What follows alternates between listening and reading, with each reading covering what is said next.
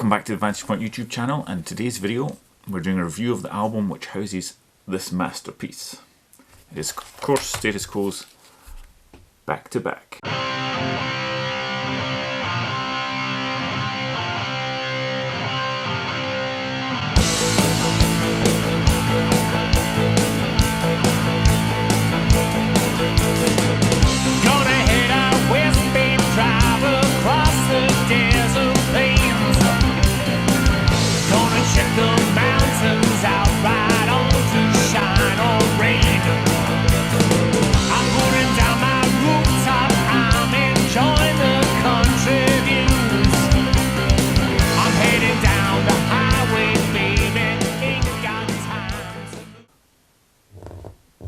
Okay, so this is obviously the YouTube channel for Vantage Point, but I've taken to doing some album reviews. I think this is my 5th one.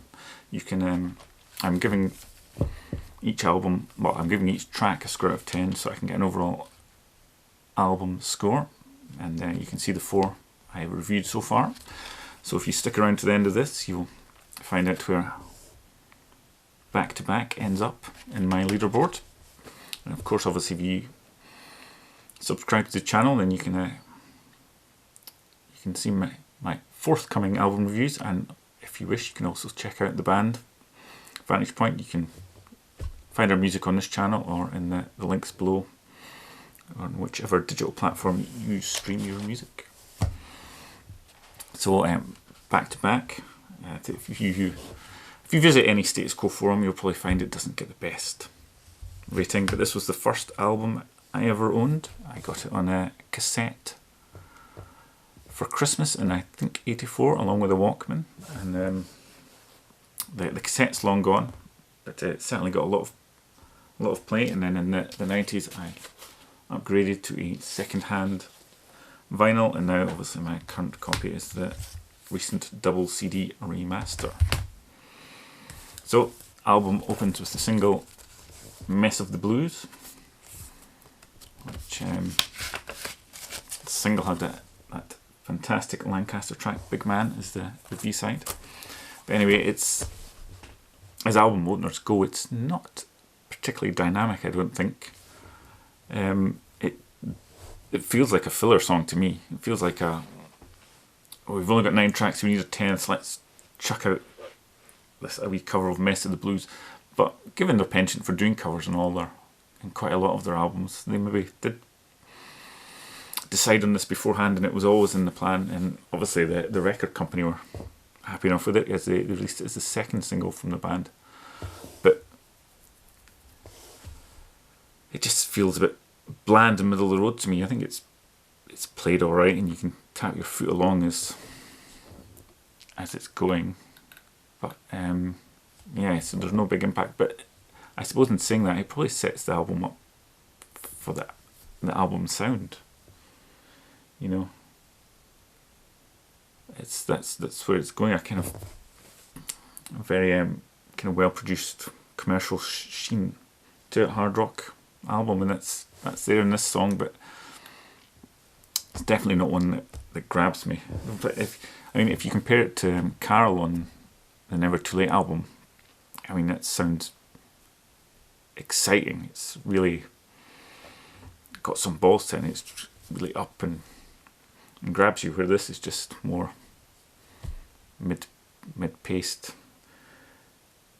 I don't know, they always use the word coing up. It doesn't sound like, I mean, I've not heard the original, so I probably can't comment. It doesn't sound like it's coed up. It doesn't sound like they've taken a song and really done something with it. So I mean, if it comes on, I can happily have it on, but it's not, I don't ever think, yeah, you know what, I fancy putting on my Mess of the Blues 7-inch, or even, yeah. So that was then followed by what was the first single for the band from the album, Old Rag Blues, which to me has a much more confident intro. This sounds like, you know, here we're going. And it was written by Lancaster. I love his thumping bass line through the track, which really underpins it. And then I like Ross's kind of lead licks, which kind of reinforce the lyrics, you know, living high and living low and answering the telephone. So where was I before I was rudely interrupted? Old Rag Blues. Nice blue vinyl for the single. Looks like they're having nice fun recording it in sunnier climes. So yeah, I think it's oh yes, I love Lancaster's bass underpinning it, and it's really nice and high in the mix. And then Rossi's little lead licks,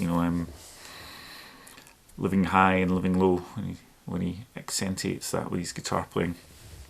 And then it's a great sing-along chorus, and then a nice effect on the middle eight to give that outer worldly noise for that go along with the lyrics being lost in the midst. And then a nice short solo. Rossi does a lot of. It's not a long album. Most of the songs are around the 3-minute marks. I think this one's under 3 minutes. But Rossi does quite a lot of nice, concise guitar solos on them. I like the sound of Hoover drilling out there. I don't know if that can be heard. So I think it's a really just a kind of perfect hard rock pop song, and it's been a favourite of mine for many years since I got the album way back in the 80s. That's followed by the song Cant Be Done, which was a B-side on the Wanderer single. I got one of these nice jukebox reject ones when I was a kid. I think I had it before I had the album. And I think, this is kind of the quintessential co-song, or what people think co-songs are. An actual co-fan who's listened to an album know their songs don't sound the same at all, but what they kind of always released as singles is those kind of dum-de-dum shuffles, which they became famous for. So you sometimes see these articles on the internet where they said, we've got a artificial intelligence to write the lyrics by this kind of band, or prepare a song. So I think if you got AI to do a Status Quo song, they'd probably come out with Can't Be Done, because it just has that quintessential dum-de-dum foot tapping that shuffle boogie that they're really known for. And but in saying that, although it could be seen as a bit of a cliche track, I think it's absolutely fantastic. I've loved this song since I was a kid, and I can still listen to it now and now. It's just a great tune. It's got everything's right, the beat, the guitars, the vocal melody. It's not only got a sing-along chorus, I think the verses are really sing-along as well. And then it's got a fantastic guitar solo which you can just air guitar along to, right until the end actually, when you have to switch to air drums to follow Kircher as he leads the band out of the solo back into the last vocal section. This song's to come off my MP3 player. Well, not only would I not skip it, there's no chance I'd just listen to it once. I'd hear it and go, yeah, I've got to listen to that again, once or twice or 3 times. I just love the way it lifts through the song as well, to the verses and the choruses. It's just a Status Quo song probably hardly anyone knows, but it's one of my favourites. I just think it's brilliant. And then next up is the Ballad, which as a kid I hated because it was a slow, boring song, but actually I completely appreciate it now. I think it's one of the most polished albums, which is probably one of many reasons why it gets a bad rap between, I guess, fans that got into Co back into the 70s, because it's quite removed from Pile Driver and Co. But that certainly suits this song, and I think the lyrics have got a real world weary feeling to them, and which are really, the emotion's really lifted by the piano playing, and it's got another great solo from from Rossi. He really is quite an underappreciated guitarist. It's a very tuneful lead break. So I think it's a brilliant song, and again, well, I think like pretty much, well, most of the songs in this album is quite unknown. And then they've got the album pacing right, because after the ballad you get No Contract, which is back to the full on rocking, and the drum intro quickly introduces it before the guitars come crashing in. And there's a lot more studio trickery, I think, going on here than in a normal co-album. I like the digitized as going from speaker to speaker. Obviously, as I said, when I first got this on cassette, it was with a Walkman, so you really, when you've got your headphones on, you can hear them going from left to right, and yes, that was left and right. And so this is, that sounds great, and this is the only song Rick sung on the album, though I think he had wanted to do Too Close to the Ground. And I love the build up into the final line of the chorus. We ain't got no contract with it. The band drops out and you've just got the guitar, and then we ain't got no contract, and then the drums crash back and you've got a real resolution to the chorus. I think it's doing great.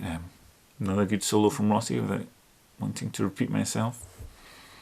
So apart from the opener, Mess of the Blues, I think it's a pretty perfect side of music for me.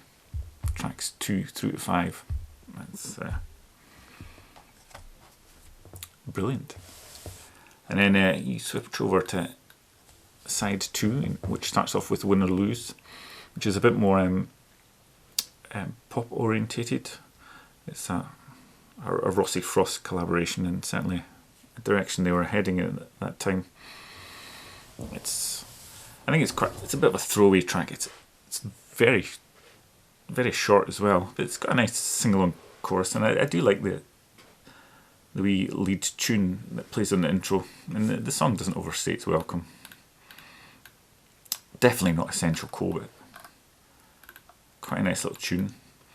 Before the next Rossi Frost track, which is a contentious track on the album, where a lot of people say everything came to a head with Rossi wanting to do this kind of thing and expand the fan base, whereas Lancaster, on the other hand, wanted to continue with the guitar-driven songs that got them where they were. I assume in reality it wasn't really this song that broke the band up. I'm sure it was a lot of things. And you watch the Hello Cole documentary, obviously Lancaster seemed to have a bigger beef with Going Downtown Tonight, saying that only Francis was actually on it, the rest of the band didn't play on it. So, but for the song, obviously it was a big huge hit for them, but I don't mind it. Sometimes I listen to it and I think, that's a nice tune, and I can get into it and enjoy it, and other times I listen to it and I think, ugh, no, I really don't like that. So it's a bit of a, sometimes I like it, sometimes I'm not so keen. I do quite enjoy the video. That's probably quote the most cheeky chappy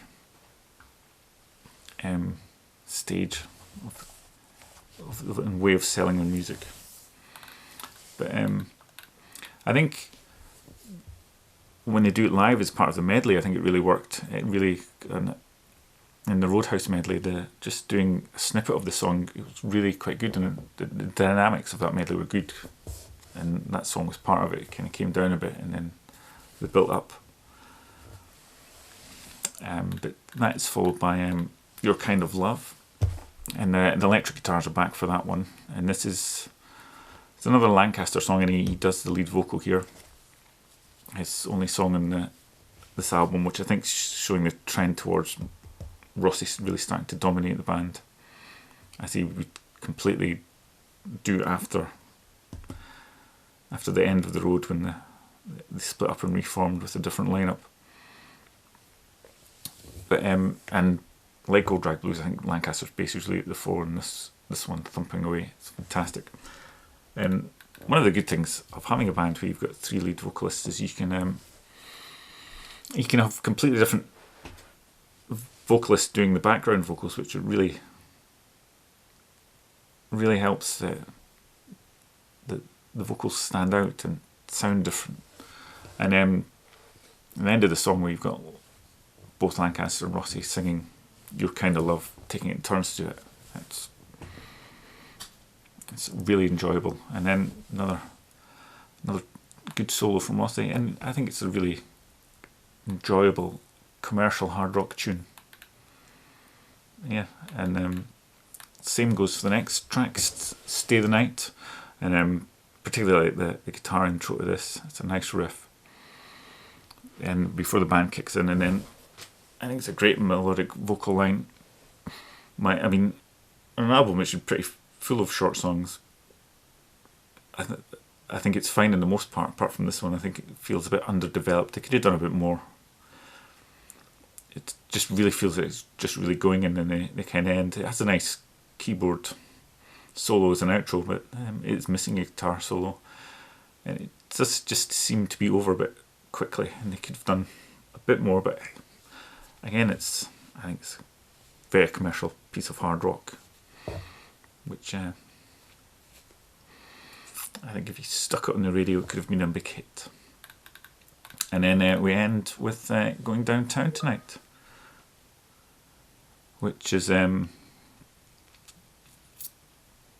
contentious one for Lancaster. That's one flaw, I think, in the Hello Code documentary, is after he said, only Rossi played it, they didn't ask Rossi, why was this? And who plays on it? And this song is really dominated by the keyboards. It's sounded a bit of an outlier compared to the rest. And I think it's, as a song, it's quite fun, and I think you probably class it. I'm not guilty about any of the music I love. I like what I'd like, and I don't like other stuff. But you could say it's a guilty pleasure. I think would probably explain how I feel about the song, but obviously I'm not guilty about it, because it can be a fun keyboard riff and it bouncing quite along. But yeah, I think it would have been a great B-side. I'm not sure it needed to be an album or a single version. Although saying that, the single version is a lot better with the guitar solo. And that is the back-to-back album. So yeah, I quite like it.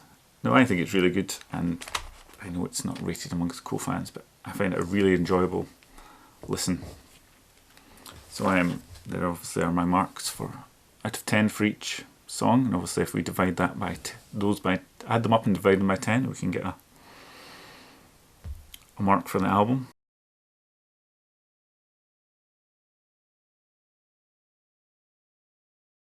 Which we can then stick in my leaderboard.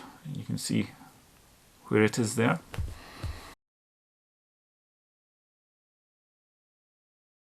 And as I said, if you enjoyed the video, please do like, and any more subscribers are most welcome. And there'll be more album reviews, and hopefully some more videos of Vantage Point soon, for which here's one of our tunes to play out with. I never figured what a woman wants, but I can guess what she needs.